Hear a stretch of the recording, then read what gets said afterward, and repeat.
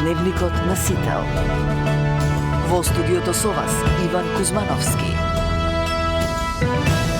Добро вечер, ви благодарам што сте со нас. Ова се настаните кои го одбележаа денот.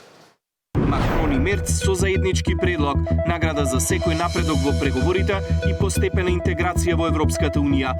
Процесот на проширување е жив и добро е што таа порака денеска лидерите на земји членки на Европската Унија испраќа. Die klare Botschaft des heutigen Tages ist und wird bleiben: wir wollen euch. Проширувањето мора да забрза, но системот на заслуги останува клучен. Председателите на Европскиот совет и комисијата бараат резултати за напредок. 50 договорци на дело од детската клиника излегоа на протест, бараат исплата на заостанатите плати. 5 месеци не добиле ниту денар. Со 40 нови камиони и 2600 контейнери ќе се решава проблемот со ѓубрето во Скопје. Мобилни претоварни станици ги има во Ѓорчи и Газибава. Зеленски бара тетатет средба со Путин за крај на војната. Во тема на денот вечерва за новиот предлог за постепена интеграција на земјите од Западен Балкан, но и за домашните задачи ќе разговарам со Симонида Кацарска, директорка на Институтот за европска политика. Останете со нас.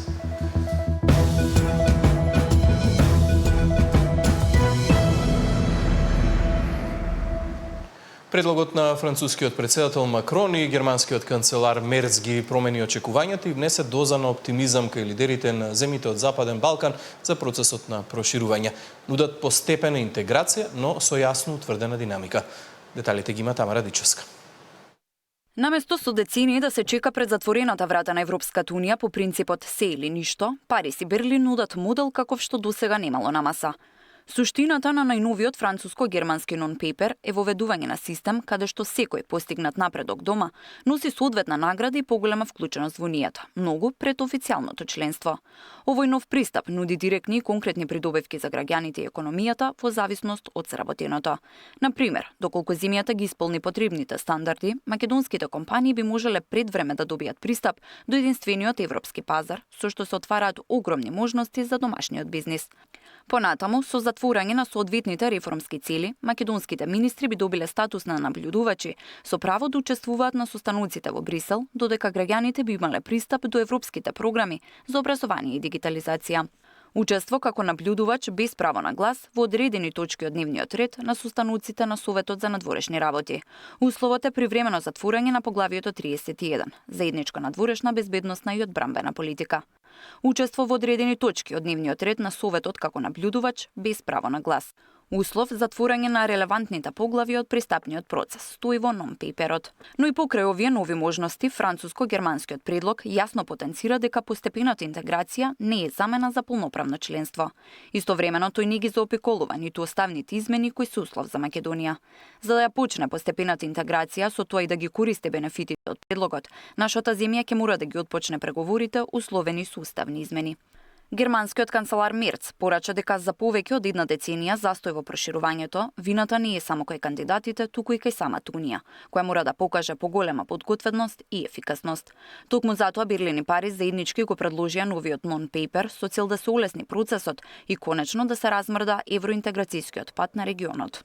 Präsident Macron und ich haben einen konkreten Vorschlag unterbreitet, wie wir jetzt in die nächsten Schritte gehen, wie wir die Erweiterung insbesondere um einige der Staaten des Westbalkans ermöglichen können. Die Europäische Union muss zeigen, dass sie erweiterungsfähig und erweiterungswillig ist, und das wollen wir heute diskutieren. Премиерот Мицкоски е задоволен од средбата што имал со германскиот канцелар Мерц, а пофални зборови имаше и за средбата со францускиот претседател, на што следеше и фотографија со цврсто ракување кој испраќа сигнал на партнерство меѓу Скопје и Париз.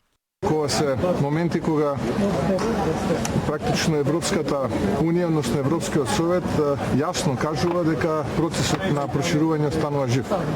Она што е наша задача како влада е да тој процес го зачуваме, да напредуваме, но истовремено достоинството да не го изгубиме, како што тоа беше пример во минатите децении кога станува збор за нашите македонски аспирации за членство во рамките на Европската Унија. Бугарскиот премиер Румен Радев и Отиват потсети дека интеграцијата на Македонија зависи од уставните измени. Bulgaria is ready to help any country applying for membership, especially our brothers from North Macedonia. We have been waiting for them to fulfill finally the negotiation framework. All of us, we have consensus from July 2024, and we have been waiting for them to finally amend the constitution and to write Bulgarians in their constitution. It is very simple. Дека во Брисел правилата се менуваат преку ноќ и дека ништо не е сигурно. Најпластично опиша албанскиот премиер Еди Рама. There are three things you can't predict. Three. Right? God, sex and the EU. Тамара Дичевска, Сител телевизија. Германскиот канцелар Мерц попладнево потврди дека идејата добила голема поддршка во рамки на Европскиот совет и кај земите од Западен Балкан и процесот на постепена интеграција на земите од регионот ќе биде имплементиран. Според Мерц, јасната порака од денеска е дека го сакаат регионот во Европската унија.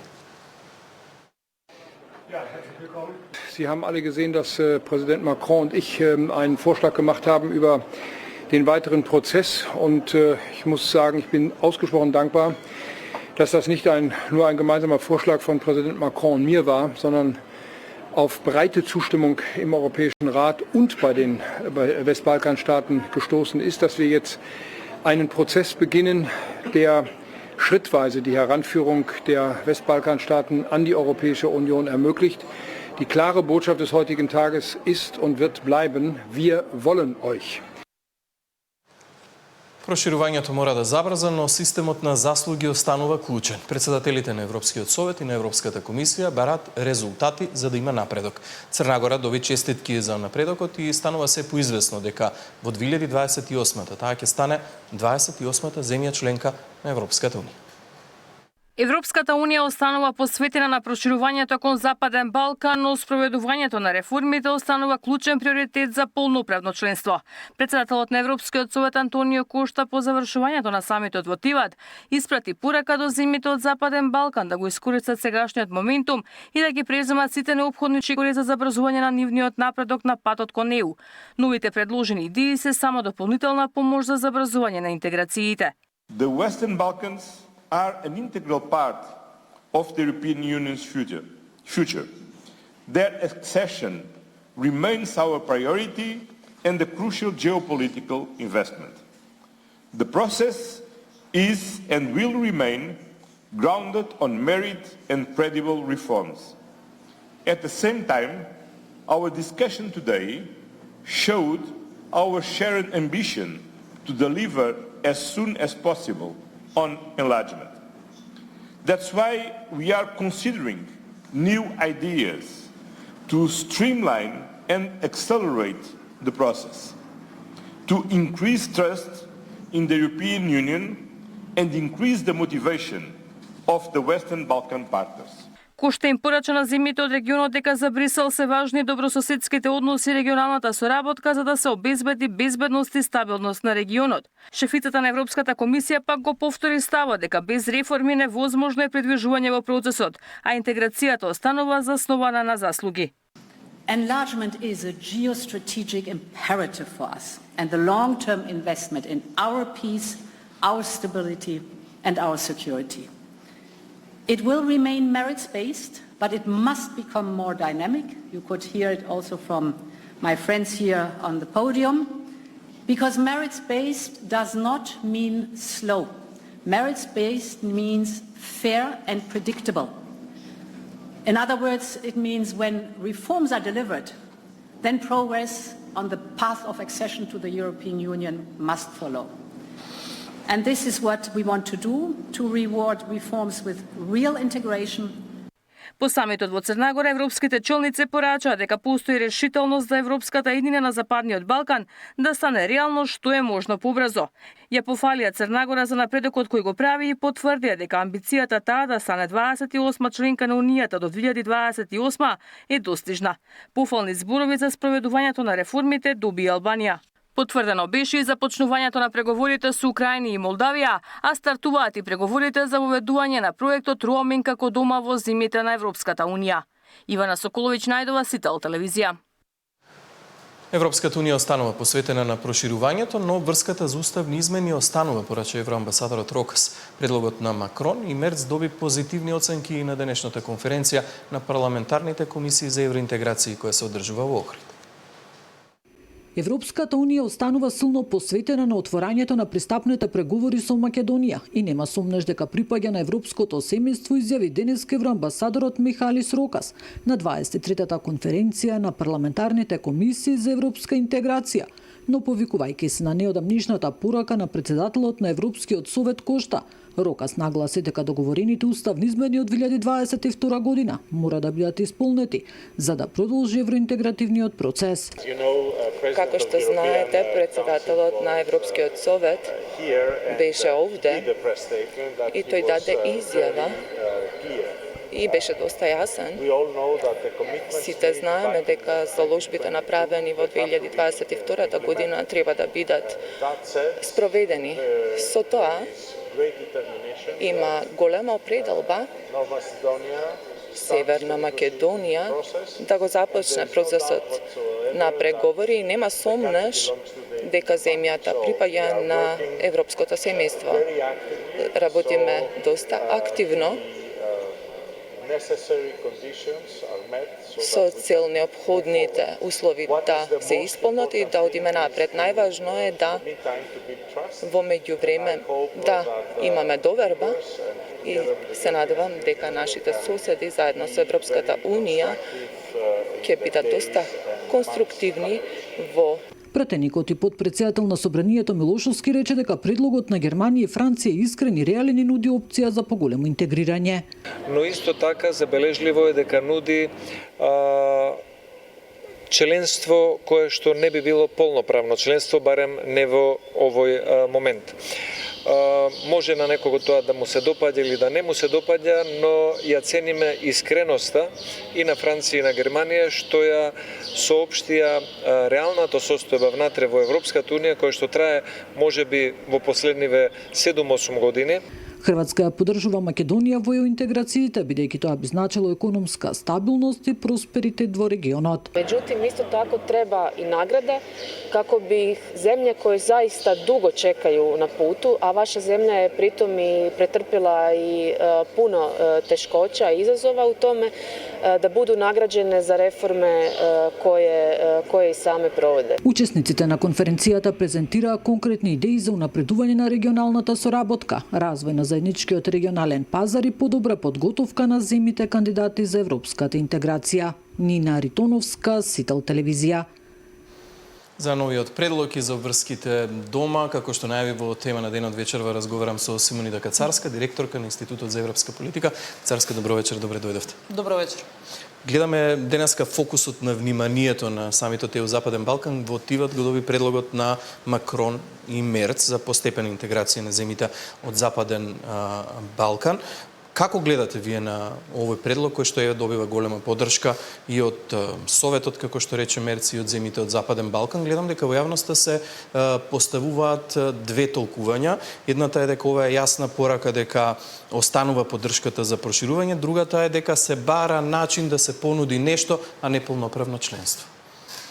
Видете, овој предлог всушност на некој начин почнува да ги операционализира, да ги става во некој колосек предлозите кои што уште започнаа со председателот Макрон 2019 година со новата методологија на ЕУ, односно користењето на аргументот дека границата помеѓу оние кои што се надвор и оние кои што се внатре е премногу ригидна и дека процесот на проширување, како што во моментот се спроведува со таа продолжена динамика, односно многу подолго тоа што беше случај со 2004 и 2007, е незадоволителен пред се за кандидатите кои што пристапуваат.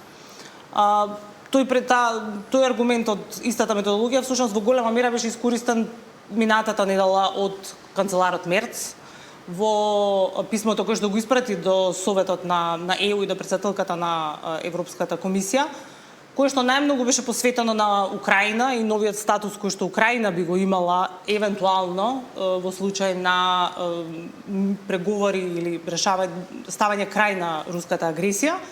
И во тоа писмо многу помалку беше посветено внимание на Западниот Балкан, но се постави, односно канцеларот Мерц го предложи различни форми на поблиска асоциација, односно учество на Западниот Балкан во различни формати. И овој non-paper кој што е со кој што истапуваат сега како германско-француски предлог и да речеме некоја своевидна круна на овие процеси и беше подготвен очигледно пред овој голем самит кој што се одржува во Црна Гора, кој што е во знакот, во предзнакот на проширувањето. За да се испорача нешто конкретно? За да се испорача нешто конкретно, апсолутно. Мислам, нормално кога веќе одржувате самит во регионот, говорите за пристапниот процес за Црна Гора како 28-ма држава членка, најверојатно. И Албанија со голем исчекор во својот пристапен процес, потребно е и да се предложи, да се дискутира всушност како е проширувањето, односно како односот со Западниот Балкан во овој момент ќе се развива со оглед на тоа дека јасно е дека во самата Европска Унија дискусиите за внатрешните реформи, кои што често пати се поврзани со проширувањето, не се движат со истата динамика како што се движи процесот на проширување во моментот со Црна Гора, особено и Албанија, поради што и заедничкиот предлог на некој начин се обидува да го поврза напредокот пред се во преговорите. Најголем дел од тие точки се поврзани со напредок во формалниот процес на преговори, односно со затварање на кластерите и поглавијата, да се движиме кон поголема интеграција на регионот во заедничкиот пазар на ЕУ, но и различни форми на асоциација во одредени програми.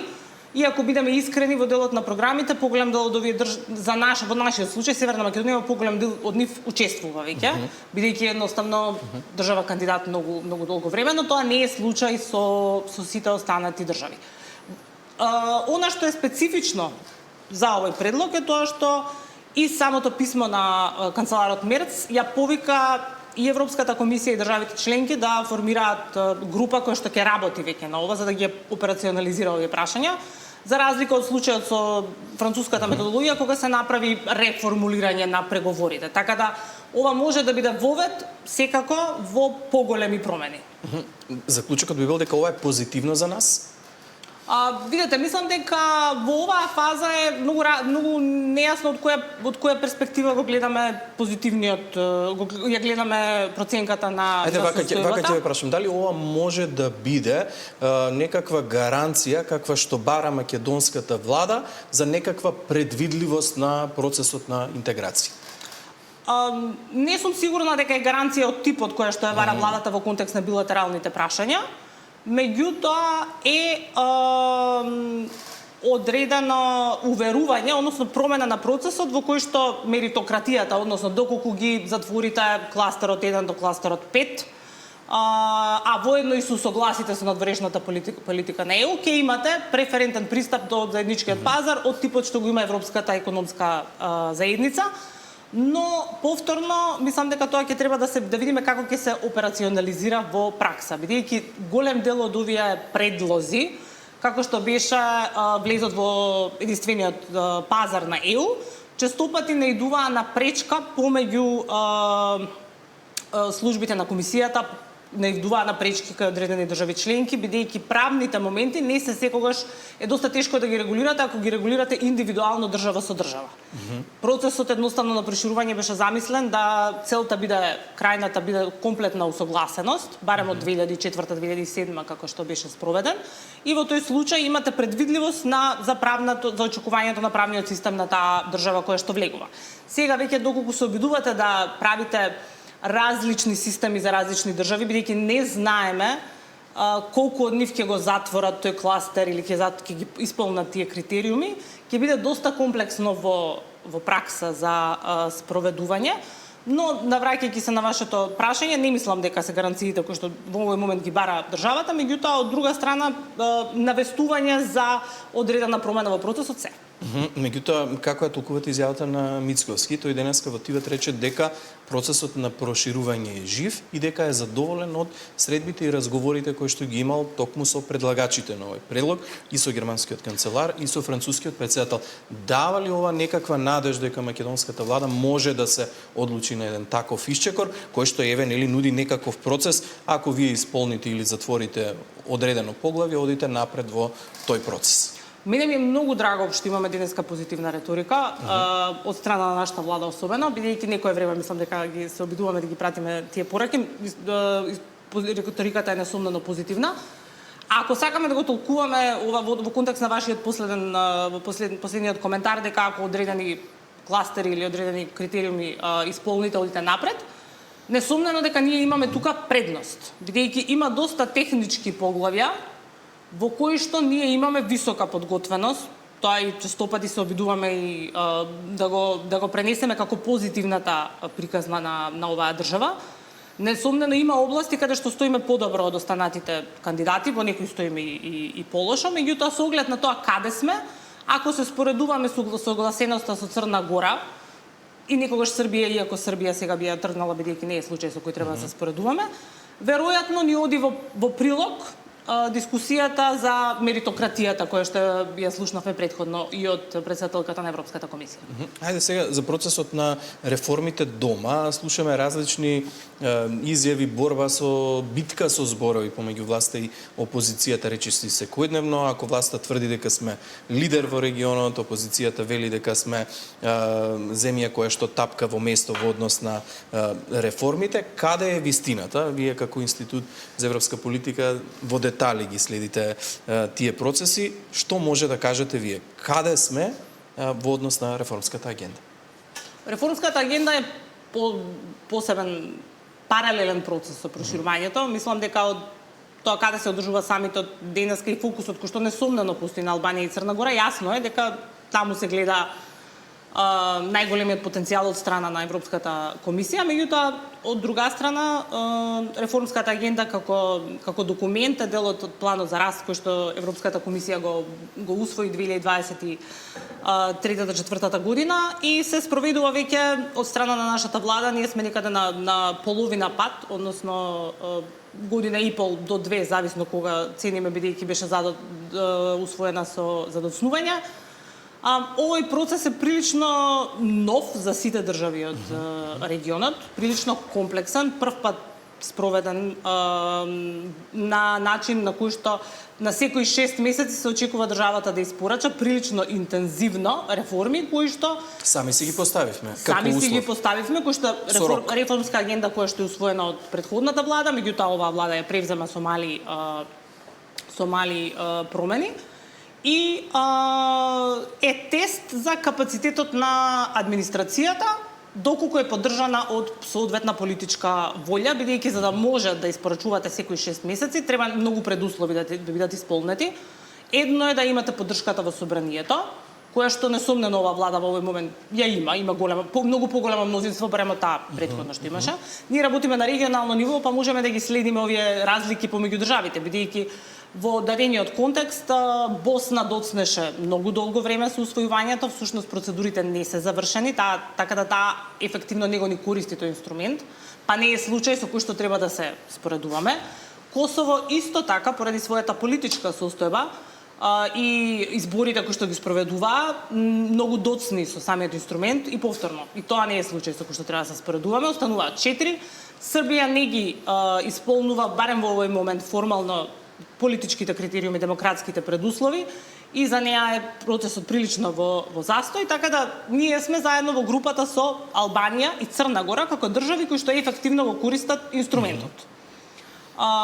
Може да кажеме дека нивото на оно што се споредуваме не е многу високо, бидејќи сепак само 3 се останати, меѓутоа ако погледнеме од овие 3 држави, во принцип сите имаме некој перформанс од некаде 20 до 25% неискористеност досега, велам на половина пат сме.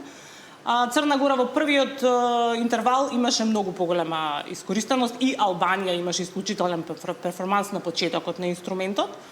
Ние овој семестар последниот имавме најголема апсолутна вредност на средства, како што и неколку пати беше споменато во медиумите. Но ако се споредуваме, Албанија во овој период немаше пријавено многу од тие мерки за дадениот период, така да не можеме секогаш да ја правиме таа регионална споредба, бидејќи очекуваме дека во тој период Албанија беше фокусирана на тоа што го споменав претходно, извештајот за времените одредници со кои што може да почнат да затвораат поглавја. па останува да видиме дали во јунскиот рок, јули, ќе надокнадат. Тука не можеме да знаеме. Тие несомнено сега во овој последниот 6-месечен период имаат послаб перформанс од тоа што го има претходно. Со Црна Гора не е соодветно да се споредуваме во апсолутна вредност, затоа што Црна Гора има помалку алоцирано средства од нас, бидејќи едноставно помала држава. Сепак, повторно ќе речам, ние сме од трите држави кои што го користат, тоа е за нас многу важен инструмент, многу важна алатка, бидејќи ефективно ние имаме застој во преговорите, тоа е реалноста. И ова е инструментот што не држи на таа трака како тест за администрацијата, не е лесен тест, мислам дека ние дури само од граѓанскиот сектор како некој кој што работи, тоа го свативме, но најголемиот пак предизвик што очигледно го имаме ќе биде на областите кои што се за владење на правото, мноштвото на закони за кои што веќе долго време говориме и како и независноста на судството, пред се финансиската независност, се прашања кои што веројатно ќе го утврдат дали оваа реформска агенда ќе биде успешна или не, а тоа се уште не знаеме, бидејќи тие се уште доцни со имплементацијата во овие области. Кацрска, сите сакаме кога се зборува за нас како лидери, но денеска Македонија речиси да не беше спомената на самитот во Тиват. Апсолутен предводник на процесот е Црна Гора, за која што се поставува и конкретен рок за влез во Европската Унија. Честитки имаше одредени и за Албанија, но како држава која што има искуство во овој процес повеќе од 20 години, има ли можност, има ли некаква надеж воопшто да ги стигнеме во овој процес Црна Гора и Албанија, или треба да заборавиме дека би се приклучиле на некаква заедничка интеграција? Видете, јас не би ја исклучила таа надеж никогаш, веројатно доколку би ја исклучила не би била тука. Така да јас имам и одредена веројатно сум прилично пристрасна во однос на овој одговор. Никогаш не би рекла, на многу страни од процесот сум била дека ние немаме капацитет. Несомнено е дека имаме политички оптоварен процес со билатералните прашања, меѓутоа сепак ако се обидеме да се справиме со нив, мислам дека ќе имаме шанса во секој случај. Во една ваква ситуација, не знам колку е ова болно, Црна Гора во јуни слави 20 години од прогласување на независноста. Ние во декември минатата година одбележавме 20 години како земја кандидат за членство на Европската Унија. Неблагодарно е да се прават споредби, меѓутоа може ли воопшто да бидеме оптимисти во една ваква ситуација? Видете, јас мислам дека, затоа ја споменав позитивната реторика, мислам дека овој процес немаме друг избор освен да бидеме оптимисти, бидејќи негативната реторика не ни оди во никој случај во прилог. Напротив, ако ги погледнаме дури и во овој случај кога се споредуваме како можеби во некоја неповолна позиција, треба да се потсетиме дека сите анкети покажуваат дека дури во оваа ситуација македонската јавност и граѓаните на Северна Македонија го поддржуваат членството во ЕУ со повеќе од 70%. Тоа значи дека не можеме да амнестираме било која влада за да може да ги дигне рацете од тој процес, бидејќи едноставно е премногу важно. Да, веројатно во овој момент клучен ќе биде следниот чекор на македонската влада. Останува да го видиме тоа. Симонида Кацарска, благодарам многу за гостувањето во Тема на ден. Благодарам и на вас.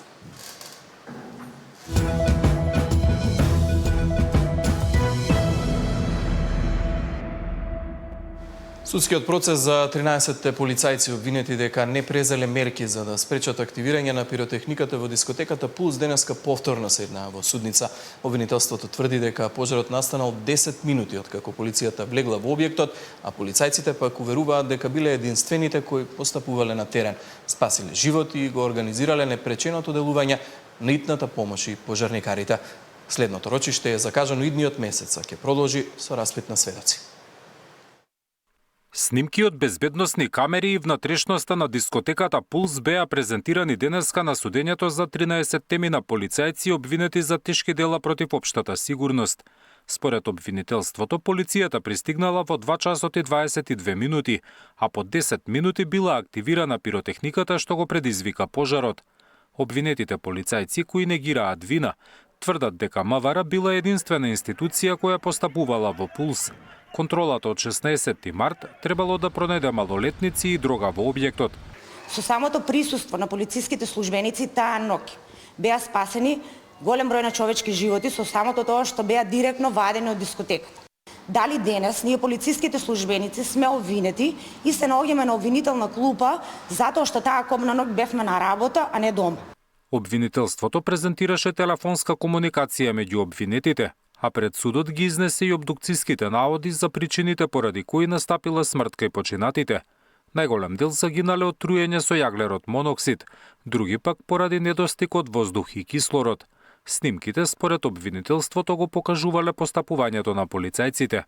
Видео снимки кои што потекнуваат од критичната вечер во одреден временски период со цел да се создаде слика каква била состојбата пред настанот, моментот на влегување на полициските службеници. 13 темина полицајци седат на обвинителна клупа, бидејќи, како што тврди обвинителството, не презеле мерки за да спречат активирање на пиротехниката во пулс. Судењето со распит на сведоци продолжува идниот месец. Зоран Јаневски, Сител телевизија. СДСМ бара обвинителот Ненад Савески да го повика министерот за внатрешни работи да ги достави доказите за случајот Мазутот, како тој јавно изјави дека поседува информации што би ја шокирале јавноста. Од партијата велат дека токму тие докази може да бидат основа за повторно активирање на предметот вреден 167 милиони евра, кој беше запрен од обвинителството. Во партијата се сомневаат и за селективна правда и можно политичко влијание. Јавниот обвинител да го повика Панче Тошковски, да му ги достави доказите за кои јавно зборува дека ги има. Така случајот ќе биде повторно активиран. Бидејќи јавно се кажани двете изјави, ќе чекаме да видиме дали Тошковски ќе биде повикан да ги достави доказите и повторно да биде активиран случајот. Или можеби ќе чека телефонски повик од Мицковски. 50 на договорци на дело од детската клиника денес излегоа на протест пред Министерството за финансии и побараа исплата на заостанатите плати. 5 месеци не добиле ниту денар. Од финансии тврдат дека постапувале по закон. 50 на лица ангажирани со договор за дело на детската клиника од нова година не добиле ниту денар. Се ги бараат заостанатите плати. Медицински и административно-технички персонал на мирен протест пред Министерството за финансии, покрај пари за 5 месеци, побара и решавање на нивниот работен статус. Годинава немале подпишано никаков договор, а иако цело време оделе на работа, дури во април стигнало негативно мислење за нивниот ангажман на детска. Од финансии им рекле дека ќе проверат каде е проблемот. Што се случило, зашто бил се вратен негативно и зашто толку време се одовлекувала оваа работа? Зашто ние сме добили информации на крај на 4-ти месец. Дека е негативно вратено за нас договорците. Некој вика дека имало нешто проблем, не листата поднесена добро. Не знам што е проблемот. Немаме никаков одговор конкретен. Од Министерството за финансии одговорија дека ги сослушале нивните барања и укажуваат дека постапуваат согласно важечките законски прописи. Во рамки на своите надлежности, Министерството по секое доставено барање од буџетски корисник кое се однесува на ново вработување, ангажирање или трансформација на работен однос, постапува и доставува известување во законски утврдениот рок, согласно Законот за буџети, велат од финансии. Меѓу договорците кои си ги бараат за останатите плати и решенија за работа има и лица кои по 8 години се ангажирани на детската клиника. Која е логиката? Работиме у здравство, а немаме здравство. Ако немаме решение, немаме здравство. Значи, на сите нас ние решение за да добиеме. Затоа идеме на работа. Имаме тука колишки што 8 години работат. И секоја година истата песна.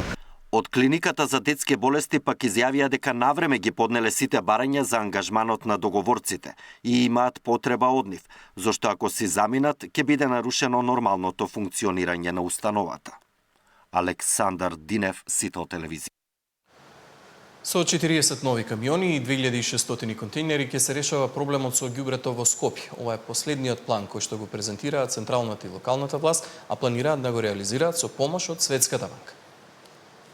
Скопје до септември треба целосно да го надмине проблемот со искршените и преполни контейнери. Со помош од Светска банка се купуваат 49 возила за подобрување на хигиената во општините. Најголемиот дел од оваа механизација ќе заврши токму во главниот град.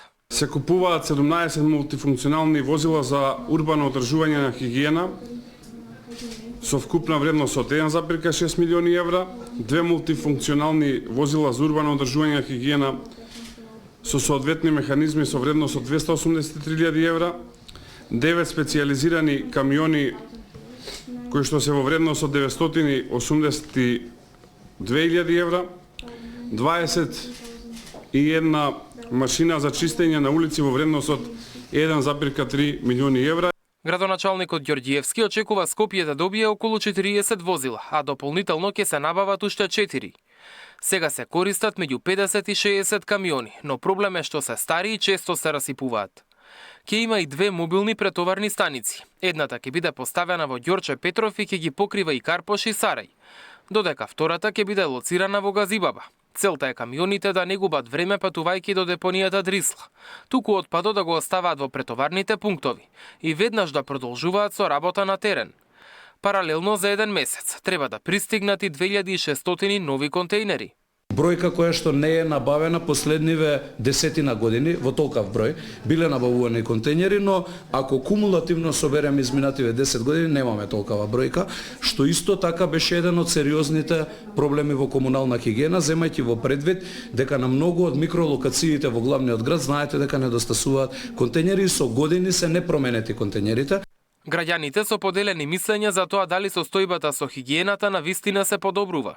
Се гледа дека има напредок, меѓутоа не е тоа што треба да биде.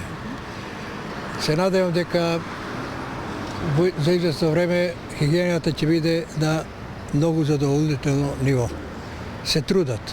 Они велат дека нема камиони, дека ќе дојдат, дај Боже да е се така, меѓутоа една форца која се удри тогаш градот скоро го очистија. Добро, тоа беше голема акција негова. Да, тогаш помага и другите општини. Така е, се беше во ред.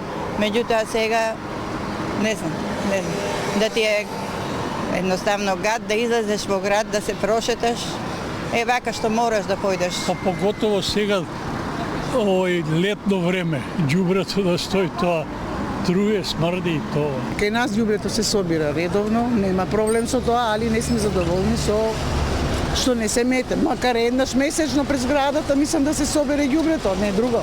Не чистат, знаеш како чистат? Со метлата во тревата, ако фрлат ѓубрето, така чистат и со тоа дубалката оди во тревата. Како да ви рече, кај што живеам ја, средно. Е малце подобро. Скопје во изминатите години постојано имаше проблем со редовното собирање на сметот. Во периодот меѓу двата изборни круга за локалните избори лани, цели тротоари беа затрупани со ѓубре. Овој колапс го оседна поранешниот директор Рустеми на обвинителна клупа и се соочува со затворска казна до 10 години за загрозување на животната средина со отпад. Мартин Арсов, Сител телевизија. Македонија не смее да продуцира кадар со кој ќе се зголемува бројот на невработени. Бизнисот сака знаење, вештини и иновации кои ќе создадат додадена вредност. Факултетите да продуцираат кадар кој му треба на бизнисот, а не само да штанцаат дипломи. Ако во минатото успехот се мереше со бројот на запишани студенти и издадени дипломи, денес ситуацијата е сосема поинаква. На економијата потребен е стручен кадар, а не професии кои исчезнуваат. Затоа високото образование треба да се поврзе со бизнисот, а студиските програми да се креираат заедно со стопанството. Во септември, кога ќе славиме 35 години, треба да се прашаме дали и што сгрешивме и каде треба да поправиме. Веројатно во вториот приоритет, а токму образованието, особено високото, е место каде што треба заеднички да делуваме. Не смееме повеќе да штанцаме програми што не се тесно поврзани со реалниот пазар. Нас ни треба реално нова генерација на инженери, технолози, IT експерти, машински електроинженери, енергетичари и да не набројувам, значи ни требаат практичари, не само теоретичари. Македонија веќе не сме да произведува кадар со кој ќе се зголемува бројот на бирото на невработени. Потребни се знаење, вештини и иновации, кои ќе создадат додадена вредност во државата. Продуктивноста која ни е на најниско ниво, дисциплината која ни е најниско ниво, може да се реши само на еден начин, со високо професионални луѓе и со високи примами. Ако тоа не го направи Македонија, си подпишала смртна пресуда. Менеджмент мора да ја води државата и да ги водат компаниите што се чувствуваат дека се добро платени и наградени за тоа што го работат и што ќе предводат ризични како овоите операции кои што можат да доведат до поголема додадена вредност. Од бизнисот алармираат дека се соочуваат со недостиг на кадар. За да ги привлечат и задржат работниците, платата веќе не е на прво место. Мора да им понудат и добри услови за работа, но и уште многу други бенефиции. Наташа Мерсовска, Сител телевизија.